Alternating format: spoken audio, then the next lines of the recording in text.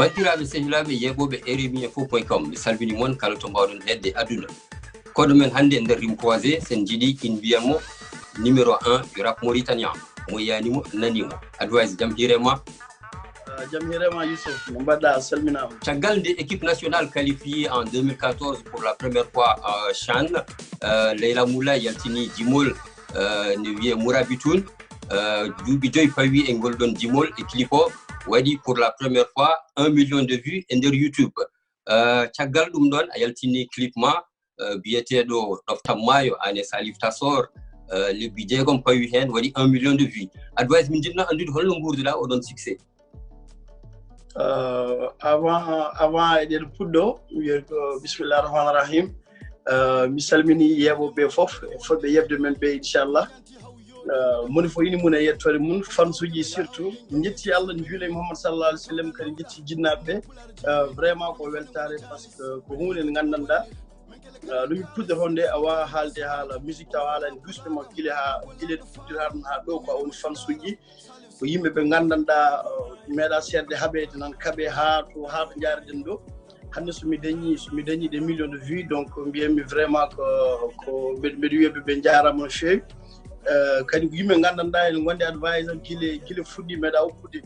e tout temps par ce que yimɓe kadi gambe advice kadi mbi kadi hunde fof ne wona ko ɓeyduki kam courage hande ha mbaɗmi hakkillam million ji ne mbawi dañede ha ɓuura million ji kadi mbiyataɓe ko darodde e nder jimdi ma kewɗi min nana aɗa wiyaɓe darodde eyyi si mbeɗa wiyaɓe darodde par ce que caggal succès min mbeɗa heewi wiide guiɗo nandi quoi par ce que nandi miijoji par ce que kañumen fof jittan ko yo wel kadi jittan ko nawata advice e yeeso kadi kamɓe fansuji to jiiɗa ɗo machallah ko advice waɗi fof no weeli kadi advice so tinnima seeɗa no weeli so ɓeydima tinnare no fewi kadi ɓeydo weldeɓe kadi ko advice waɗi fof no weeli ɓe meeɗa seerde yidde advice donc vraiment kam min wadde ɗum waɗi ɗum ko ɗum waɗi guinirmiɓe darode quoi en jii ɗoftam maayo wona style en général mo yimɓe ɓuuri andirde advice même hay seɗen mbawi haalde haala no wiyete yiilo banda men waɗino ko way noon kono hande ɗoftam maayo waɗi ko succès goɗɗo holno mbatta ha mbaɗa maintenir rythme baɗon walla style baɗo noon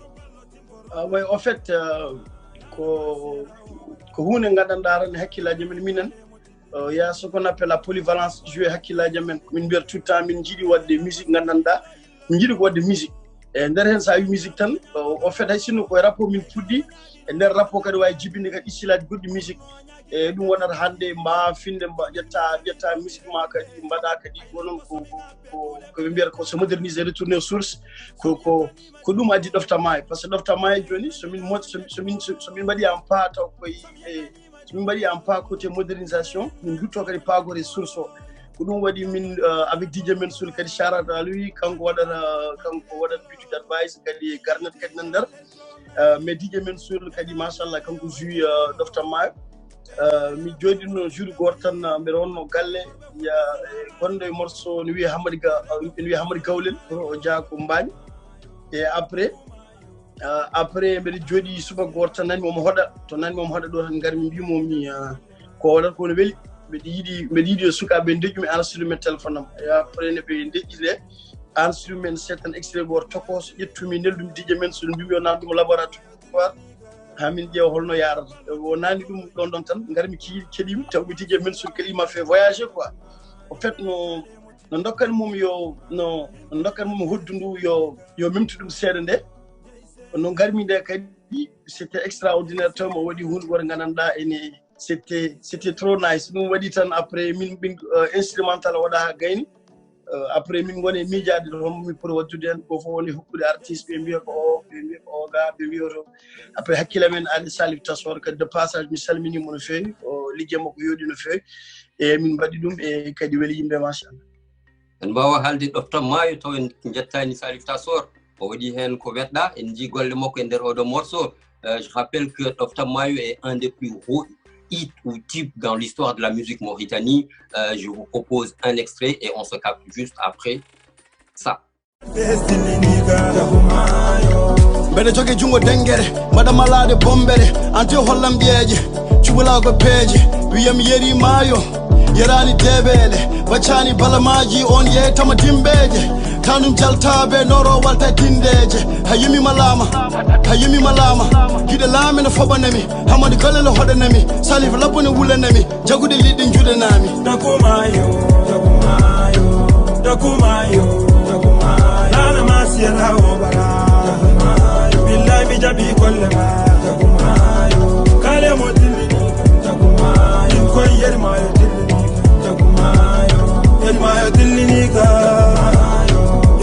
Dilinika, Topalo Timborodo Yuba, Nana Masiela Obara, Nana Kale Modini. Ninkoy adves dilinika ela basala illa galo ko adi do tam mayo ne yalti jiido kadi single ma goddo biyetedo honoma ane Edmond Flow to Sénégal tiagal dum don fof min ji mon ane Edmond Flow e der théâtre wala série biyetedo yidde min ganduno ko advisor rappeur andi min ji advisor acteur min jidi andude holno contact uji di ngardi si ko contact du contact uji ardi ko via mbiɗa jogui sehlam goto walla mbiya monam goto moƴƴo wiye Djiby Oldou Ba e Seydou Sow e kadi de passage mi salmini Kalista donc ko kamɓe initie série o guidde ɗum yidde nder hen ne mbaɗa ɗum nde ɓe miijaki e goto ɓe mbi sowona advisor ko advice ɓe jiiɗi jouer ɗum kadi so nder hen kadi ɓe mbi kadi advice kadi so jouer ɓe jiiɗi hokkude ɗum kadi rôle kadi acteur principal et c'était pas facile au début parce que no garmi nde mbiyatno min ko musique tan mbaɗa mi meeɗa nadde mon cinéma et tout weeɓani holno mbaɗiranmi ɗum e nder hen noon ne waɗi kadi binduɗo maîtresse dans nos mariés o on woni Kalista Sy Khadija ko halpular de passage mi salminimo kanko wi kam advisor ɗo a hulani kala mo jiiɗa ɗum ne joué série ɗo e Sénégal walla goɗɗe go fof ari kene ekko so min certema hay sino ko ɗum ɗo guila haala ma guila fof ma waylo quoi min mbawi wattudema acteur vite fait e Allah waɗi suutere min mbaɗi ɗum et puis min mbaɗi min tourni ko 7 épisodes tan par ce que ɓe jinno ko tournude 7 épisodes des épisodes pilote tout ɓe ƴeewa nattanna heɓde sponsor uji en so weeli yimɓe no fewi ɓe essaye continue inchallah mi haali ɗum joni mi wi yimɓe ɓurno andude ko advisor rappeur andi min ji advisor acteur de cinéma est ce que juude ɗum weeɓine ma walla holno yaruno ɗum mbiɗunmami joni joni tan weeɓani par ce que au début no garmin ɗe par ce que sa ari tan juste au début hanma wadde série walla hunde il faut ko ɓe mbaɗa casting il faut ko ɓe jooɗo e table goto yimɓe kamɓe foof ɓe dokkuma foy tan ɓe dokkimi foy ɓe dokki admo déjà jogino expérience et tout parce que jouino première saison et tout machallah ɓe dokkam hay admo kadi de passage mi salmini tout temps m'encouragé en disant advice ɓe weeɓi quoi ɓe dokka kam foy ɓe dokka koɗo foy ɓe mbiya kam sa sikki no mbata sa weltima no mbata sa naggam e goɗɗe on no mbata et tout et au début mbami ɗum c'était pas facile ayi ɓe mbiya kam no advice ha joni neɗɗo goto nan nder ma il faut ko jaltina ɗum quoi et de plus en plus min mbaɗa ɗum holla espace de 20 minutes si je me rappelle min mbaɗi ɗum tan ɓe mbi kam mamin cohli o moni o min cohli donc aɗa wawa wonde acteur donc après min mbaɗi ɗum nde bande annonce o waɗa yimɓeɓe jiiɗum e internet e Facebook o joni guila nden ha joni yimɓe ne keppi mande série o yaltat mbiɗa yinno andude série o so jogori sen jogori yaltude mate hol télé jogori jaltinde ɗum walla yaltat ke YouTube min jiiɗi andude holno ɗum foti yeɓirede kañum inchallah min no mbattinimi haalde ɗum ɓe mbi kam série o normalement so Allah lamɗo jaaɓi eɓe jiiɗi yaltinde ɗum par ce que korka ko mayri mi haaldude maɓɓe ɓe mbiɗi ɓe jiiɗi yaltinde série o ko so julde ɓenni so korka ɓenni donc mbeɗen ndi ene gasa wonde mi annda kam hol télé yaltata taw gasa wonde wona TFM gasa wonde 2S mi annda mais kam kala ko wawi wonde tan so huunde so mi dañi hen ko leeri tan ma diffuser comme ça kadi fansuji kadi yimɓe fof mbawa yiide ɗum ganda kadi no yaari e nder bande annonce o min nana jimol ngol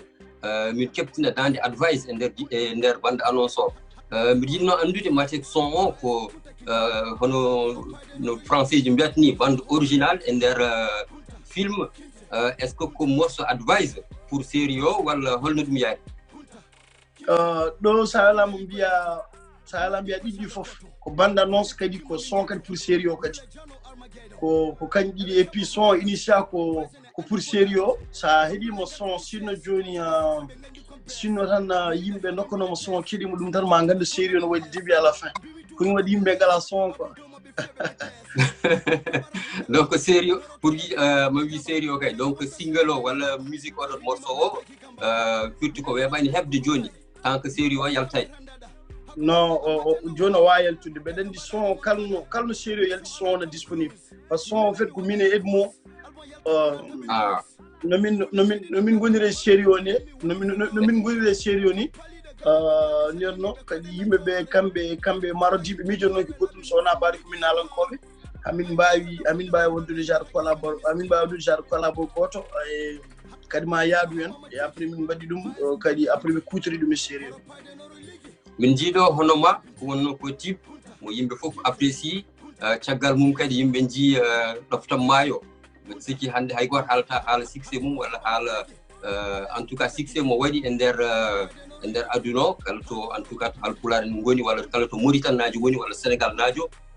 jii ɗum hannde addini min Holio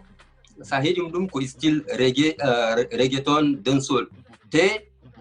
ne siftini yimɓe ko heewi par ce que ko sample morceau goto ɓoyɗo woni ɗo gartirɗa ɗum hannde waɓenoyam annduɓe morceau o a nawfi ɗumen caggal souvenir uji kewɗi garti amin jiiɗi anndude holno inspiration o ardema. En fait comme d'hab tan no mbirmami ni ko liggey gandanɗa wona advice goto quoi ko liggey équipe là je veux dire que ce soit hande halko bella kam boɓe liggo hen donc il y a certaines son no mbirɗa ni tan des fois so hakkille ma sirtora hanki tout le temps hol musique aji gandanɗa ene hedde hoore ma aɗa yiiɗa kadi ɗi garta hay sinno ko côté mélodie o hay sinno côté kadi style musical et tout et oɗo son holi o mi joni tan ko DJ Mensoul au fait fiiɗum no DJ Mensoul waɗi bito nde kadi wi que machallah c'est un mélomane et tout Mensoul waɗi bito wi kam advice heɗo bito keɗin bito j'ai senti que c'était trop nice et tout donc vu que son kadi no mbiɗa joni ni kadi marque yimɓe hewɓe kadi andu musique kadi e passion par ce que ko soñi gandanɗa guila année 90 ene monte tout sukaɓe minen guila min goni sukaɓe kadi min keɗima ɗum kadi affaire vraiment marque amen e temps amen ɗum waɗi hayso neɗɗo nani tempo rythme o no yahatan so yiya arrivé à un moment donné aɗa andi son ummi e ko ɗum ɗon min mbaɗi son joni ça fait au fait son o wona kesso mi waɗimo joni ça fait une année et quelque mais mi waɗanimo vidéo comme dab tan morceau ji mo mbaɗanmi tan morceau ji tan single aji mo ganduɗa mi yimanɗi tan après mi moftaɗi ha no belami foof mi ƴeewa kadi offre demande o yimɓe holko ɓuuri wawde namdade et tout mi ƴeewa kadi mi fooɗa goto waɗa ɗum vidéo e so weeli yimɓe kadi ça donne envie kadi yiɗde wattude kadi goɗɗo et c'est important ɗum ɗon clip o yaltike contexte goto un peu particulier eɗen kala hannde haala covid-19 coronavirus a waɗi hen ni morceau pour sensibiliser mauritanien ji walla aduna o en tout cas eɗen kala hannde distance geste barrière 2 mètres e clip baɗo ni yalti hannde maɗi distance o respectable walla holno ɗum wayi min jiiɗi kadi andude ko wayno non en fait son no mbaɗa mumin nde nden taw Sénégal yaari 2 cas hande Sénégal yaari 3000 et quelque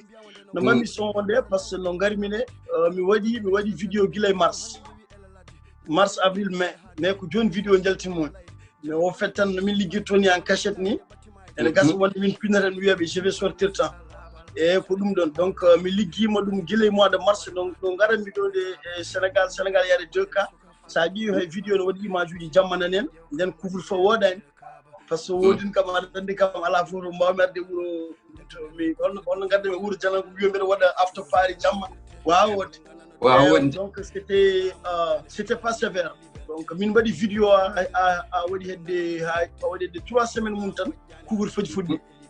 noon yaade single o ko single mo yimɓe apprécié comme d'habitude en jii o waɗamo intégré playlist couleur tropicale hol commentaire mbatta hen commentaire mbaɗamin tan mbiyammi ko yo Allah yo ɓeyda jusque là vraiment ko weltare tan parce que guilay single aji ɓori yaltude fansuji nan ɗo ha joni to goni ɗo ndirani ɗon quoi